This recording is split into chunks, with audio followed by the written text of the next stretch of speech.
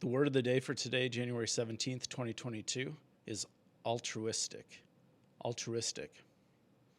It's an adjective meaning unselfishly concerned for or devoted to the welfare of others. The origin on dictionary.com takes us through French, which is kind of fun, and the literary phrase autrui, meaning others. So in modern French, it's autre. That's a very American pronunciation, autre, des autres, the others, these others. And then back through Latin, of course, and puts us in mind, as I imagine you are, of the difference between altruistic and egotistical, or egoism, and the base distinction there is for the all true part, it's referring to others. Ego is referring to self. So that's how we apparently get those words. The examples on dictionary.com were useful. The first one, solid. The second one made me think. It is a piece by David Alfandra in Renal and Urology News from September 9th, 2021, talking about to return or not return, what the shopping cart dilemma can teach us. And he refers to a sermon by Martin Luther King Jr. and uses the word altruistic, saying that Martin Luther King Jr.'s conclusion was that being a good neighbor was to be altruistic, and asking us to be willingly obedient to unenforceable obligations. Willingly obedient to unenforceable obligations. So that was a real willingly obedient to unenforceable obligations.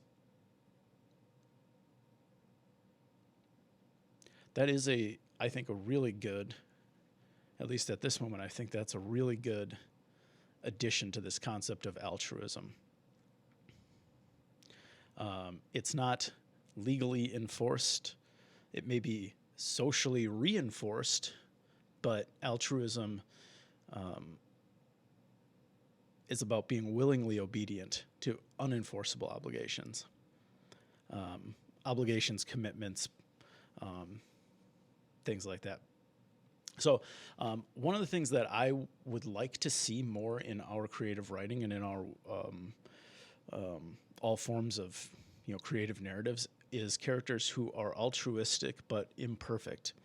I think we've gone through a phase of being obsessed in creative writing and in society with hypocrisy, and hypocrisy just is it.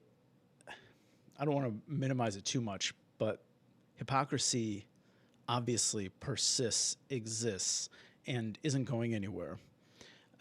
And the idea that you break the world up into good and bad, good and evil, and then get surprised by and denigrate good because it's not perfectly good, people aren't perfectly good, to me has its place, but has gotten stale as a way of telling stories.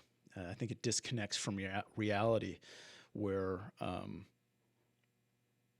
imperfect goodness is the only goodness that we have access to. The only good that we have the ability to do is imperfectly done, and so I would like to see stories that involve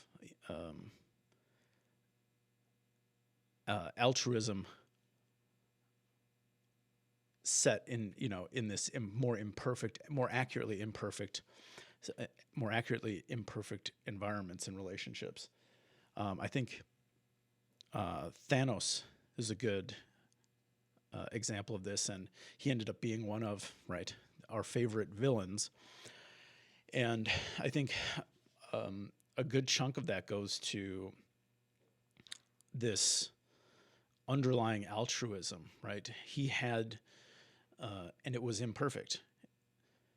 He was seeking balance, quote unquote, his understanding of balance, which meant to, eliminate the the individuals who consume resources in order to maintain resources in the universe.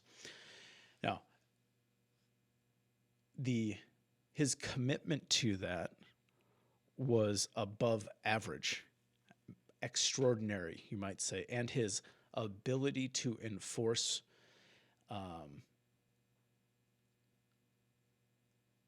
his will to pursue that altruistic goal was extraordinary. So he thought he was doing good, but there were, part of what makes that type of character interesting is that there were other options, right? Was he right? So there's questions all along the way. Was he right? Does he understand the problem correctly? Is balance a primary? Is balance a true good that should be pursued? And then the question of how do you pursue that good?